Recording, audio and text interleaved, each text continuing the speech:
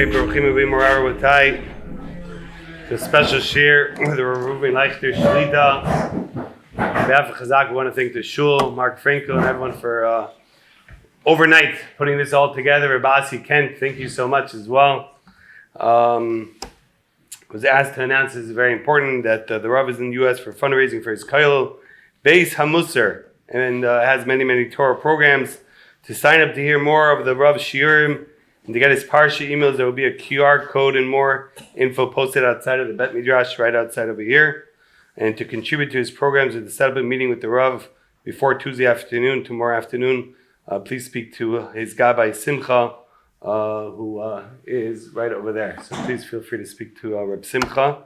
And just a quick word about the holy work of Chazaq. As we all know, we live in Queens, and in Queens we have 10,000 Jewish kids, unfortunately, in the public school systems that are traditional families. They're not against Yiddishkeit, they just don't know any better. We're on a mission, no child shall be left behind. Every single Jewish child deserves Jewish education. And we have after-school programs for these kids, and Sunday school programs, teens division programs. We have a new youth center, 108, which is a big game changer. And most importantly, we have a yeshiva placement division where we've transferred, Baruch Hashem, over 1,600 kids, Baruch Hashem, the last few years alone from public schools to yeshiva, Chazaq Hashem. It's a massive revolution, Chazaq Hashem, Baruch Hashem, but we're not satisfied. We definitely want to do more, and we could do more, but everybody could do something, nobody could do everything. So we need everyone to get involved. You have a family member, a friend, a neighbor, a coworker, anybody you might know that has a child in public schools. We all know public schools is not a place for a Yiddish child. Make sure to reach out to Chazaq with a Q, Strengthening Queens. In position we should hear B'Sorah Torah. Without further ado, it's our covet, our honor, to invite Rabbi Reuven Leuchter Shlita to give us some divrei chizuk. B'chavod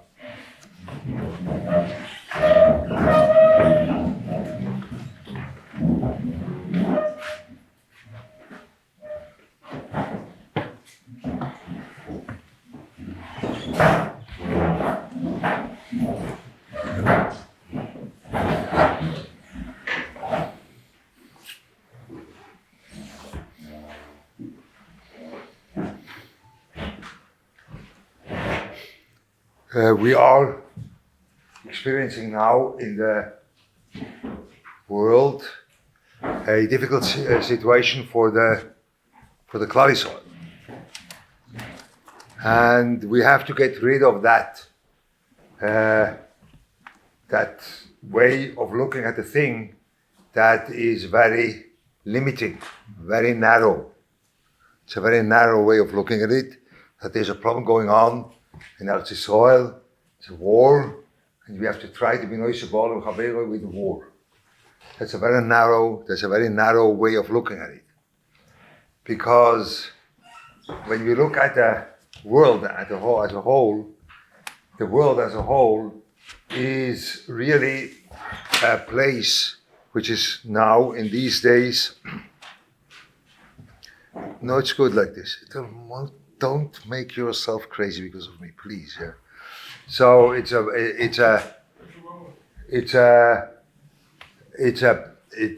whole world is a place of Antisemitism, which that's a big chiddush because that makes basically no sense. Because I have to put this on. No, someone is recording. That is good here too? You are sure? I don't know. It's fine. It's fine. So, in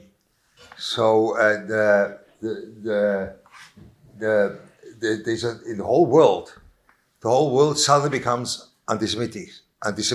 So you can tell me, no, it's not suddenly. It was always there. It's only revealed. It's not that's not my opinion. But there is a worldwide tsunami of anti-Semitism going on now. So, and that goes from Los Angeles till Tokyo and till South Africa for sure, and wherever you want, from Norway till South Africa when you want. So the whole world is full with what is called anti-Semitism. So the whole thing which is going on in Eretz Yisrael is only one aspect of that whole problem. The Jewish nation is caught. The Jewish nation is caught in a place where there is an attack of the mere existence of the Jewish nation. Yeah? The Jewish nation is under attack, that there is a problem with the world on the Jewish nation. I sit in Eretz Israel, so the problem which is actually there in Eretz Israel, this is a physical problem, that people attack us in a physical way. But when you are on the world, there are other attacks going on. Is it verbal? Is it all different kind of other activities? But the Jewish nation is under attack.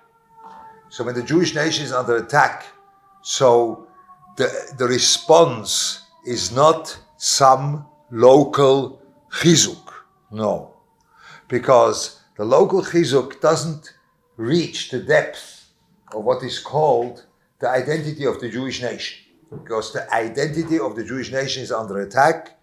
So we have to do something. That's the wake-up call from the Borei Olam, that the Borei Olam looks like that he has a problem with the identity of the Jewish nation. He doesn't have a problem with our Shmiras Shabbos. He doesn't have a problem with some specific mitzvah. No, he has a problem with the identity of the Jewish nation, because this identity of the Jewish nation is under attack. Yeah? Okay? So we have to think deeper. We have to think deeper than we have to make a chizuk here, a chizuk there. That is not answering the call, because a call goes deeper. In the secular language, you would call that, it is an existential call. Yeah? The existence of the Jewish nation is under question. Yeah? That's the existence is under question. It's not only the kiyum mitzvahs, it's the mere existence of the Jewish nation is under question. So that is, I think, what we are dealing with in this situation, that we deal now. So we have to respond. That is calling for a response. We have to do something about our Jewish identity, because that is the question. And the question is, what does it mean, Jewish identity? What does it mean? What does it mean, I have a Jewish identity? What does it mean? It's a genetic thing? No. But what means Jewish identity? What does that mean? It means Torah mitzvahs? No. Because when the Jews went out of Egypt, they didn't have any Torah mitzvahs, but they were definitely Jews. So Jewish identity goes much deeper than the Kiyum Torah mitzvahs. That's right. That's what it looks like. I don't know whether you are aware of that. For sure, I think you don't like it. But the Ramban says something very offending. Towards the end of Parshas Bo, there is a pasuk there in the Torah which says that the Jewish nation, Klal Yisrael, was in Egypt for 430 years. So the Ramban asks, but they were only 400 years when they spoke to Avraham Avinu.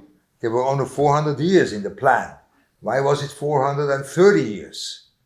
So that's what he asks. Why was it 430 years? So the 430 years, the Ramban says, that comes from the fact that when you have a sentence in jail, not you, but someone has a sentence in jail for 10 years, but he behaves terribly in the jail, he will not be released. It's only the minimum is 10 years, but when you are doing further all the bad things, when you are in jail, they will not release you. Yeah? So that happened to the Jewish nation. They were 400 years in Galus, but they were, and now the Ramban says, Reshoim Gdoilim, Einom Ruim, to be taken out from Egypt. They were not worthwhile to be taken out. So in our modern words, the Jewish nation was a gang of gangsters. That's what they were. Reshoim Gdoilim means, in a very simple sense, the Reshoim. They were not Reshoim that they were eating Chelev, because there was no mitzvah.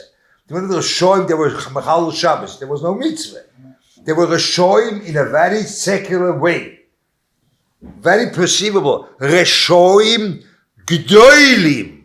So our nice yichus is that we, when we went out of Egypt, were one big gang of Avarianim. That was a Jewish nation. Nice, huh? You never thought about that. You thought they were so holy people. No, they were Reshoim Gdoilim. But they davened. That's what he said. But they davened to the Borei Olam, and that's why he took them out. That's the Rambam. So you see, the identity of the Jewish nation is not Kiyum Torah Mitzvahs. Because even in Egypt, when there were no Kiyum Torah Mitzvahs, they were considered Reshoim. But they were still Jews, you know. There was a Jewish identity going on with being a Rosh Godel, but he's a Jew. Huh? So what does it mean? What does that mean? So this is a challenge for you, that you have to think about that yourself. Where do you see that your Jewish identity is located? That is a challenge. But the wake-up call is there. Rabbi Isai, I can't really understand. How do you think the wake-up call is in a certain chizuk in a mitzvah? Because it sounds to me very awkward that the anti-Semitism is all over. So that means that it's a credential thing, that in the New York area they make certain averas, and that's why it's anti-Semitism. But in France they make other averas, but it happens at the same time, you know. So it means also anti-Semitism. And in South Africa they make entirely other averas, but it's also just Tagidli. That's a normal way of thinking? No. That's not the normal way of thinking. When the anti-Semitism is going over the whole world, there's not one place on the globe which is safe from that. That means that the whole existence of the Jewish nation is under attack. Okay? Only we in Eretz Yisrael, we are suffering from that in a very tangible, gufnistic way. It's a danger of life. Over here in America, it's a different danger. But everywhere there is a danger waiting for the Jews, that their existence is under attack. So we have to come to terms. What does it mean to be a Jew? Yeah? What does that mean? Where is my Jewish identity? That is the question. Now, so we have to think about that. Most probably, and I'm sure, not only most probably, but I'm sure that there are a lot of different aspects you could put in. I want to only focus on one. And one which is really from the beginning of the creation of the Jewish nation. That is, that the Jewish nation had a feeling or had an attitude to reality, that the reality has a future. That is what Moshe Rabbeinu came to the Jewish nation and said, Eke asher eke. There will be something. Eke means that is a future term. That's a Shem Hashem. But the Shem Hashem means future. I will be. There will be something. There will be. They were caught in Egypt in the worst case scenario. It was like a concentration camp for 80 years. It was terrible. And it's unbearable, you know. They killed and whatever they did there, according to Chazaq, it was a real concentration camp in Egypt for 80 years, you know. And then Moshe Rabbeinu comes to them and tells them, you will get out of here. So that Moshe Rabbeinu told the Borei Olam when he spoke with him, he says, they won't believe, because they are already 80 years caught in that disastrous situation, and they will tell me that, you know what, I go out of here, and what do you tell me? My grandfather was born here. Yeah. No, it was not 4 years concentration camp. No, it was 80 years.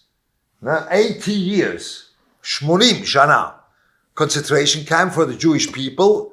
80 years. And they will tell me my grandfather was born here. Why should I get out? That's the reality. And that's what Moshe Rabbeinu said. They won't believe. And Hashem told him, no, they will believe. What will they believe in? They will believe that despite all of the terrible things happening to them, despite that, there is a future. They will be going out and there will be a different thing happening in the future. That is the basic ingredient in the Jewish nation, that there is a future. That the reality, the way it is not the end.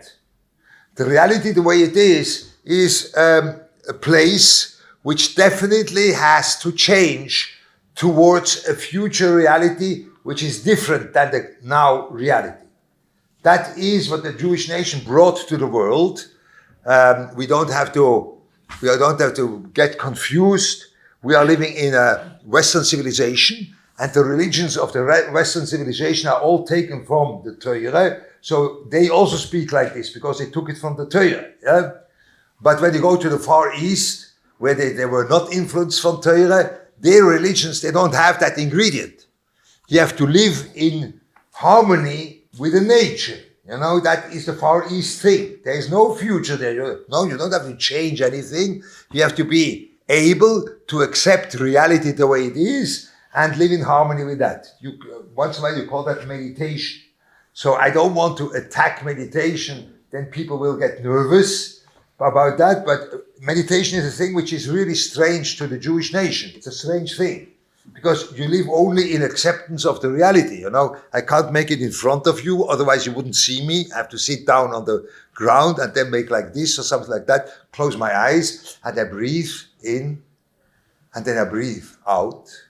And I'm so happy and I'm so in sync with my present stage that I don't think about anything else. That means there's no future there.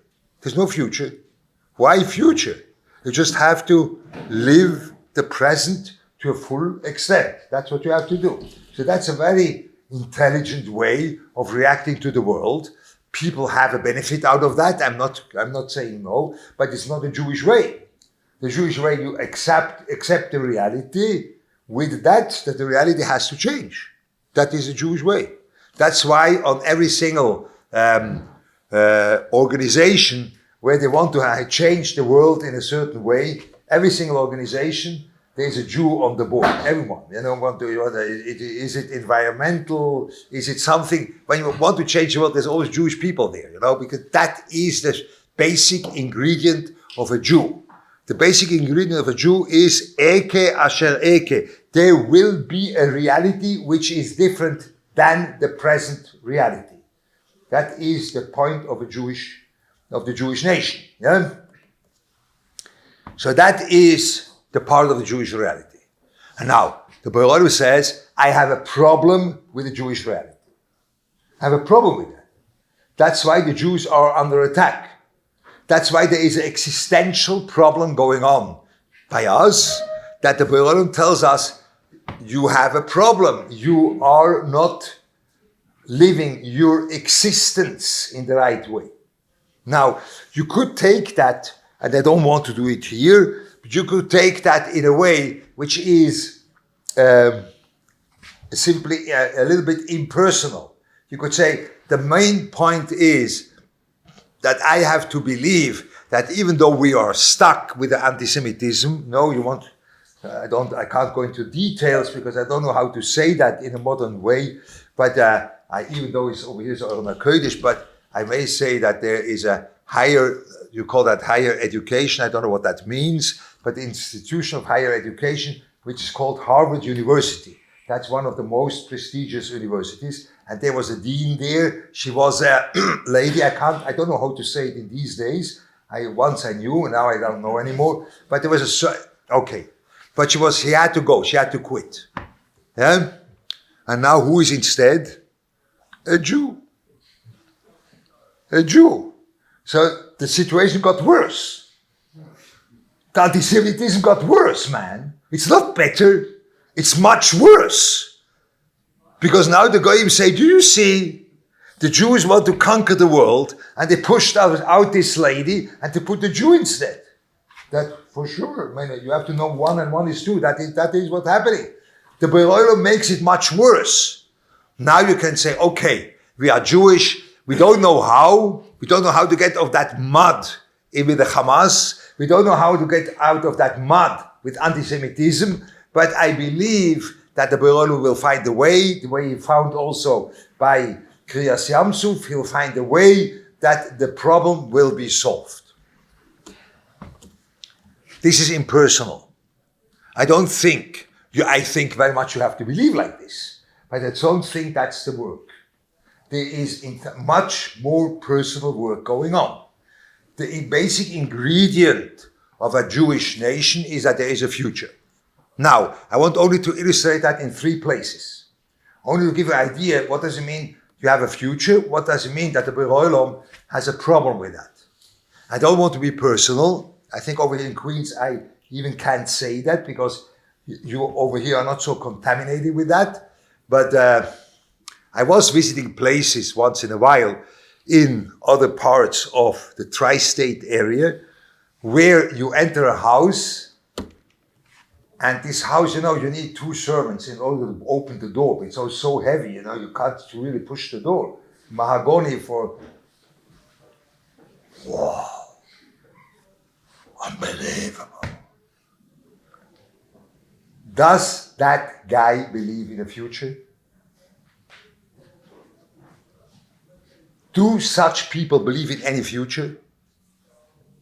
Or do they think the present state, that's it? We reached our destination. You lost your Jewish identity. You lost it. Because the Jewish identity means there is always a future. I just heard that someone explicitly told the host, which I was living there in Passaic, that they built a nice home with a swimming pool, and then she told the host, the lady of the host, this woman told her, when Moshiach will come now, it will be a very expensive mistake that I have built this house. That's what she said. The Beroilom has a problem with the Jewish identity. No. You always live towards something which will change. And we lost that. We want to have a reality, even a gufnistic reality with us, which that's the final place to be. That is the real thing, That's it. Okay, well, you have to change because the furniture, after 10 years, you have to change the furniture. But the attitude towards life is, that's it. And we think, now, over here in Queens, you don't have that. But deep in your heart, you think, there's simply no space, One house next to the other. But it would be a good idea, It would be a good idea. We can't do it because it's technically impossible, but it would be a good idea. It's the worst idea in the world. You would throw out your Yiddishkeit, the Jewish identity, out of the window. You don't want to accept it. No. Because the Jewish identity is that there is future. There's not only hope, you see. That's a very shallow way to say it. There is hope. Hope you need when the present is inedible. But the future is, when the present is edible, there is also future, Rebbe. That's what the Jewish nation is about. Not because the present is edible, that's it. No. We leave that space. Do you see that the Beroilom tells us, Rabbi Say, your Jewish identity is under attack. Your Jewish identity is about to leave the reality, huh? You see that? Now, it's not only in this round. I give you another one. I give you another 2. I do have a son. My son, my 4th son, I think is the person which I know. I can't really say the, because there are a few, but there are only a few people in the Jewish nation which I know, which are able to learn the way he is able to learn. You don't find people like that. You do not. Yeah? And it is a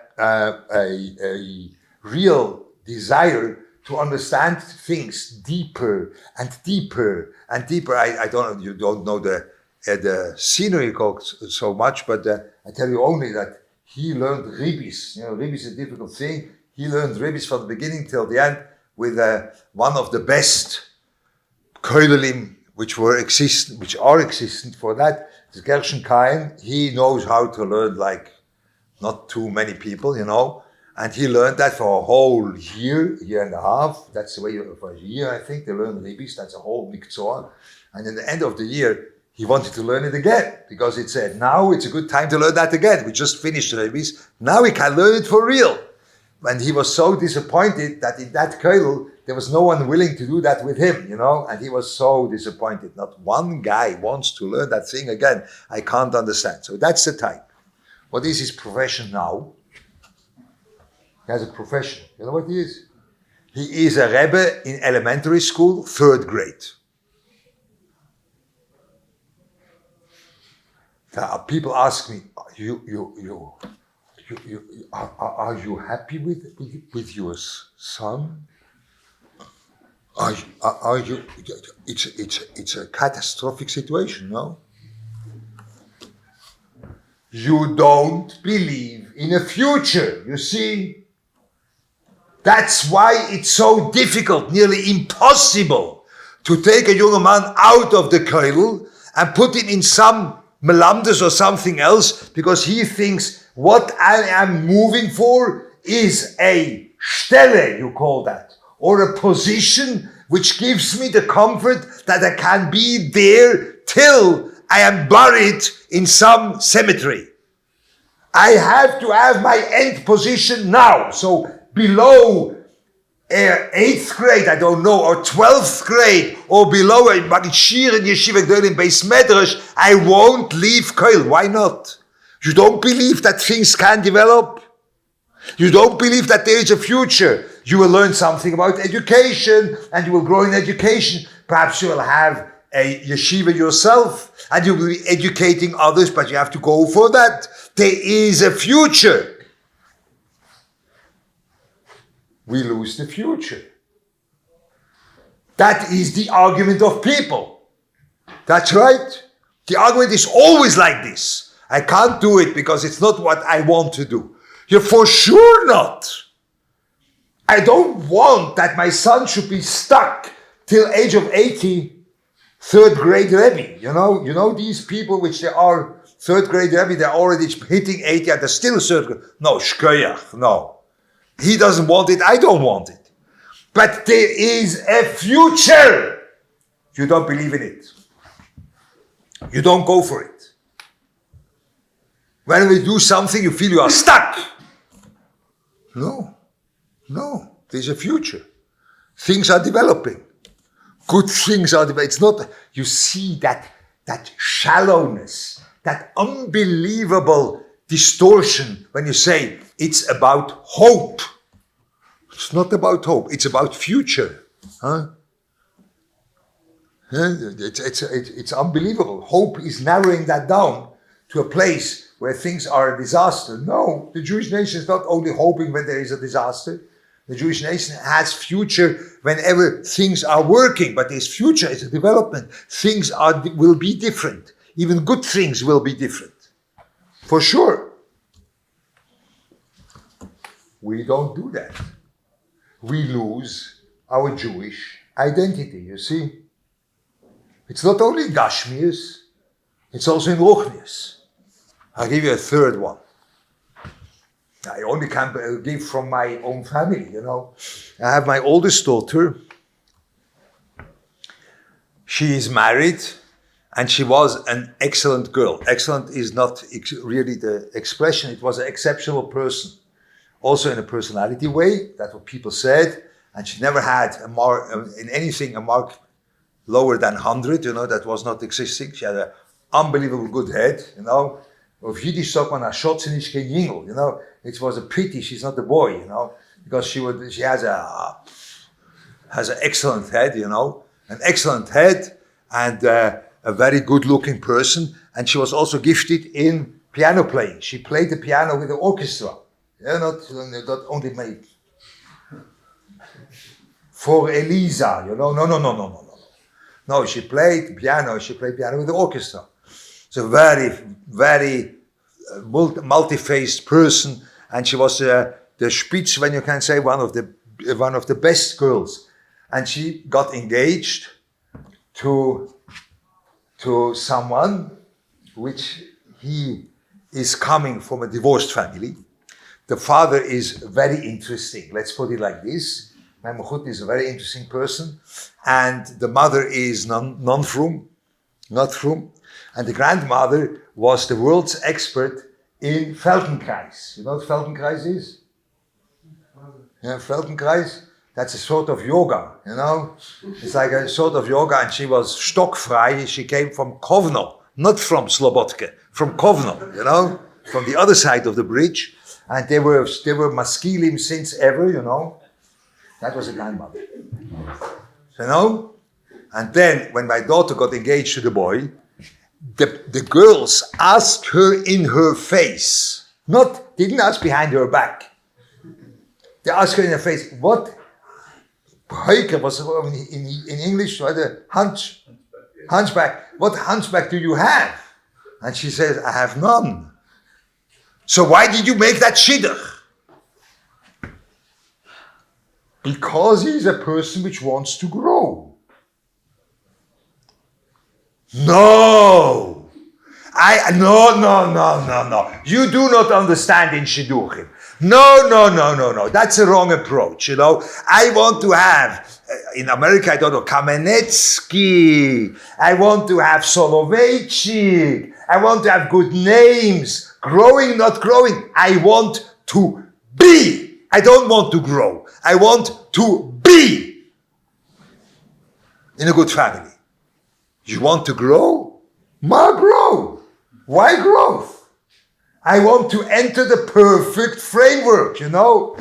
You lose your Jewish Ribono de Kol Almein. You lose your Jewish identity. You're just about to lose it. Jewish identity means future, development, change. That's what Jewish identity means. Eke asher eke. There will be another reality. No. All what we want to land somewhere where things are 100% in the way which has to be, you know, in the expected way. That's called a loss of Jewish identity. So, do you see, when you look at it like this, you do understand that the work we have to do is, for sure, you have to help people which are in distress, for sure. For sure, you have to deal with the symptoms. There are symptoms. Every disease has symptoms. And when you are, as a person which is a medical doctor, you know that most of the patients in the hospital are dying because of the symptoms. There is only, I think there was mistoma, only a 3%, which make you the favor that they really die out of the scheurisch of the machle. That's what Chazaq called. The machle caused that the intestine was closed, or the machle caused that the heart was standing still, but it wasn't a disease in the heart. The disease was somewhere else, but most of the patients go away from the world like this. For sure you have to deal with the symptom. For sure. You have to deal with the symptom, and you have to encourage the people which deal with the symptom. That's a very important thing. But this is not the wake-up call, Rabbi Isai. It's a worldwide wake-up call. Don't be deaf. The Berurah speaks to the whole world about the Jewish nation. He doesn't speak only in the Otef Aza. No, mamish not. There are terrible symptoms happening, which we have to deal with them.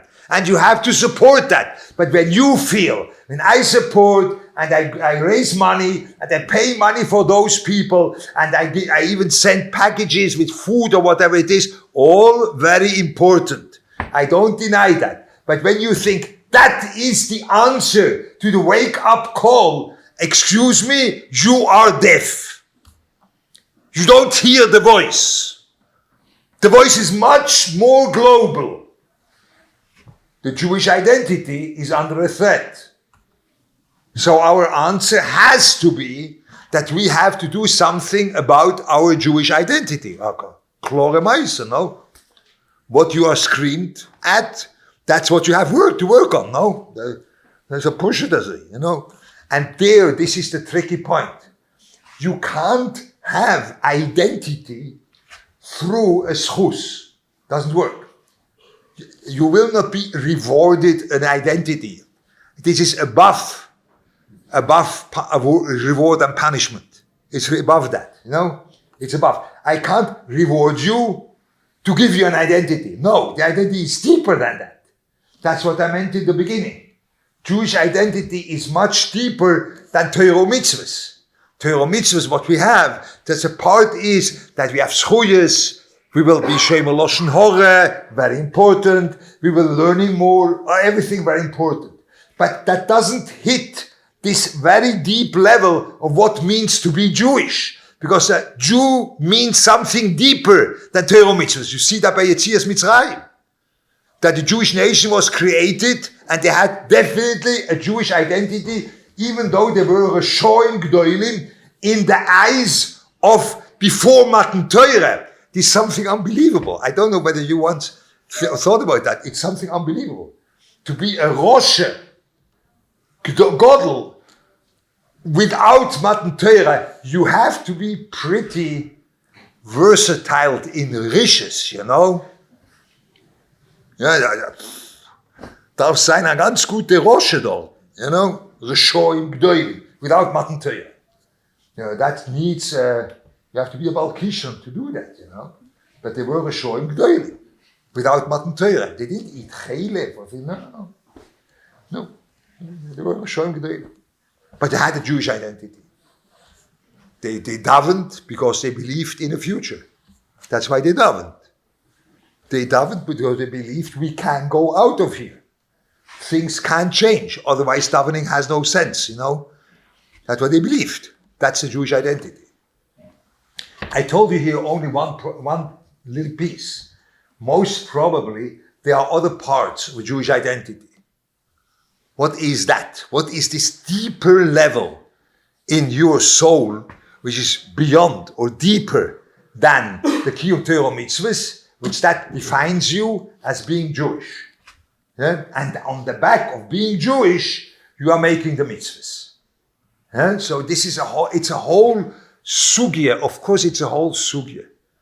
Yeah? It's a whole sugya because of this background. I only tell you that because I feel I have to tell you something which makes that more broad. Perhaps I make a mistake now to tell you this, but only you know that when you learn, for example, the Nefesh HaChaim, or you learn also other Sforim, whatever you want.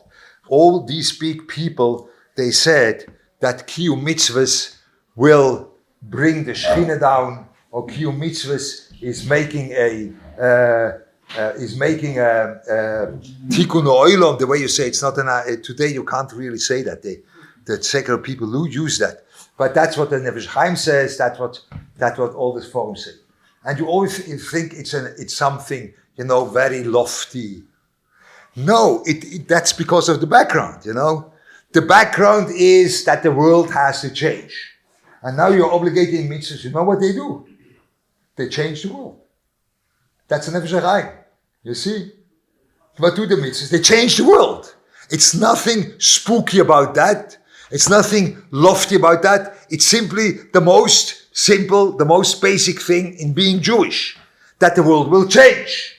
So our mitzvahs is also not only doing our duties, they cause the world to change. That's a Nefesh HaChaim. The whole Nefesh HaChaim goes about that. So I think that is a part of Jewish identity which we have to focus on. Whenever the problem is in your identity, let's say, hishtadlis, when you want, whatever you say, the tipping point that things could be better is now not depending on how much and how many people are there. identity is not a question of quantity. Identity is always a question of quality. So when I myself, I work on that I should be more Jewish, I am dealing with a tipping point of this whole thing, because that's what is wanted. It should be more Jewish identity over here, more. And when I work on that I really believe, and not only believe, I really work in a way that the world is not a place to stay, it's a place which will be different, which I can't, in a Gashmistic way, in a personality development way, in looking at my children and looking at what do I want from life. It's always with a grain of that things will develop, things will be different. When I am able to work on that and to create something like this in me, which has practical consequences, not only this unpersonal belief that you believe that it could be that things are different, only you are working on that. I think then we did a big contribution for the answer of this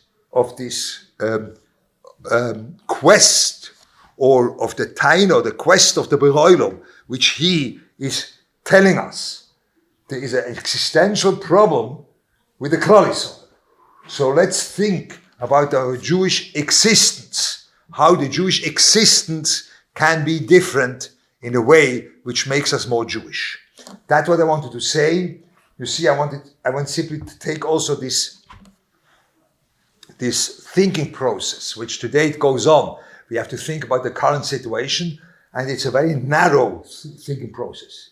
To make the picture very narrow, I think the picture is much bigger than this narrow picture, and we have to deal with that, because that is what the Borei Olam tells us. I hope that was good for you. That's not so much a sichas chizuk, the way I was announced. When you know me, I am not so much into a sichas chizuk. That's not my thing, because chizuk always means that you know what you have to do, only you are lacking fuel. So I give you a little bit of fuel in order to do what you already know, what has to be done. I'm much more much more favorite thought for me is that we don't know what has to be done. So let's think what has to be done, because something new is demanded from me. So it's not so much a chizuk, I understand that. Perhaps you go out and say, now Leuchter really discouraged us, no chizuking at all, because what shall I do now? What would you want? What? Ma tachlis, yeah, that's what you ask. So I do not know. When it's a question of identity, so I can't really say ma tachlis, but I think the three pictures I gave, one of Kashmir's, and one of your personal development, that is with my son, and one of the way you look at the education of your children, that was my daughter, the way you look at that are very practical illustrations. I think there's no lack of practicality there. You have to find your own way, because it's your identity. You see, it's not my identity, I don't know. It's your identity, but you have to do something about your identity as a Jew. Ad Khan, thank you for listening. Hopefully that was good for you. And we should all be really here only good psuras. And this situation should turn for the better. But I think it turns for the better when we answer the call. Then we have a hope that the situation will turn for the better. Ad Khan.